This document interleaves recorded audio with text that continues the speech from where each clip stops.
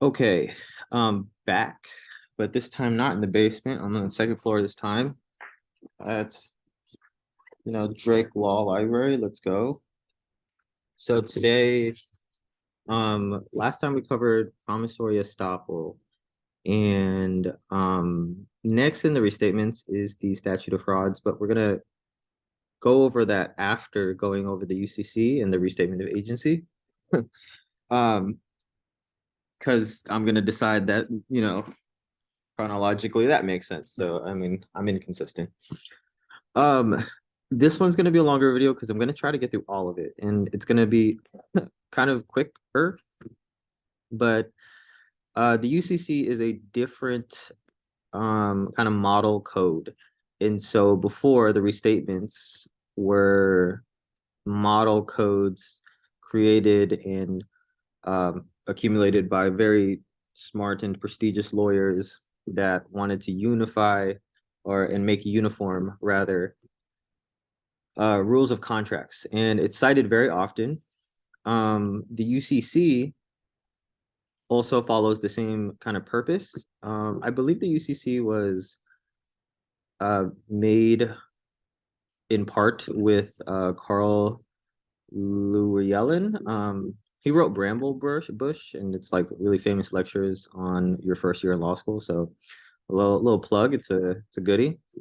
Um, but we'll start with um 2102, and this one kind of tells us where this applies. And so 2102 reads, unless the uniform context, unless the context otherwise requires, this article applies to transactions in goods. Okay, so this is the biggest part of the sentence, or biggest part of this section. It does not apply to any transaction which, although in the form of an unconditional contract to sell or present sale, is intended to operate only as a security transaction, nor does this article impair or repeal any statute regulating sales to consumers, farmers, or any specified classes of buyers.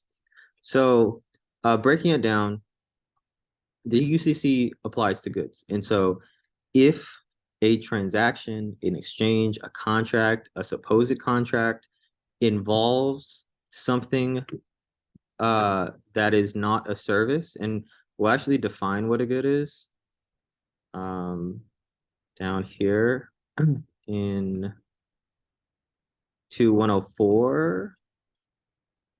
Dang, 2105. And a good is essentially anything that is movable at the time of the sale. And so at the moment, if I'm selling you a car, it is movable, right? I mean, you could put in the key, you could push it, you can put it in neutral, you could roll it down a hill. It is movable through time and space. If I'm selling you a home on a given date, it's not movable, not practically at least. And so it's not like you can get a forklift and lift it up and move it to another state. So a little extra stipulation here is that money, if you think about money, money is kind of movable in a way, but it's kind of not in another way. Um, but it specifies that it's not money. So if it's like a exchange of money, like purely, then that doesn't count. Okay. The UCC also applies to, consumers like you and me, but it also makes a distinction between different classes of persons. And one of the ones we're going to run into the most is merchants. And merchants, as a sneak peek in 2104, is a person who deals in the goods of a kind. And intuitively, I think when we think of merchants, we think of people that specify in a specific kind of sale of said thing. And you would be right. For instance, a car seller, a car dealer is a merchant of cars. They know a little bit more. Their skills are more catered towards selling cars. And when, it's not like they're selling uh it's not like they're selling scooters on the side, right? I mean, while they're selling cars, they are there to sell cars. So, that's kind of like those are the big definitions, baseline definitions to think about merchants, goods, and then that the UCC, this model code, applies to goods. And so that means, well, what does it not apply to? And so it doesn't apply to services.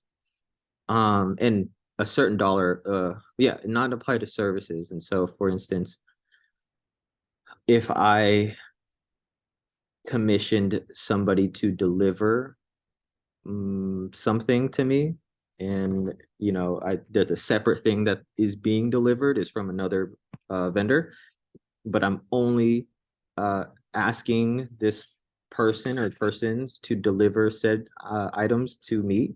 Um, you know, Delivery itself is not a good, right? I mean, it is the act of moving itself, and so that would not count, right? If I'm selling tutoring services, my services as tutoring would not be a good. It's not necessarily tangible for one, and it's not movable in the same way that like a car is movable. Um, yeah, and so before getting into the other parts of the UCC, I changed my mind midway. I'm going to break this up because it's just not feasible to do this in a short amount of time. Our pathways of what we ask ourselves is going to be a bit different now. And so before we had just looked at restatements. And so when we looked at situations, we looked at purely in the lens of, well, is there an offer? Is there acceptance? Was it reasonable to assume that both people agreed? Was the offer reasonably in a form where the other person, if they assented, would conclude it? Was there consideration? Uh, was the consideration uh so obscene as to shock the conscious? Um, you know, and so, we didn't really have to ask what code to apply, but now with the UCC, we introduce a battle of the forms. And so when we look at situations of contracts, we now ask ourselves first, does the UCC apply? And in order for you to see if the UCC applies, you have to assess and you have to ask yourself, is it predominantly the sale of goods? There are some transactions that are not just goods. They may be a combination of goods and services, but generally speaking, is it predominantly goods? And generally also speaking, that tends to be predominant in terms of dollar amount. That's not always the case, but more often than not, that's going to be it. And so the flow chart goes, does it apply? Yes, then use it when you can. This will then override restatements in where it applies. And if it doesn't apply, then just use restatements in common law. Now, the other part of this, which is also mentioned in the UCC, is that wherever the UCC doesn't cover some transactions, and I mean, most transactions will cover like part of the UCC, wherever it doesn't cover, you just resort back to the restatements. And so if you don't find it in the UCC, then ask yourself, well, what are the parts of the contract that we need to see?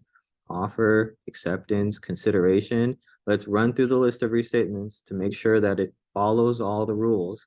And if it does, then we can say with confidence that it is a contract, okay? But that's going to be the path we go into, and then parts of the UCC later, we'll talk about, you know, the general sections in there.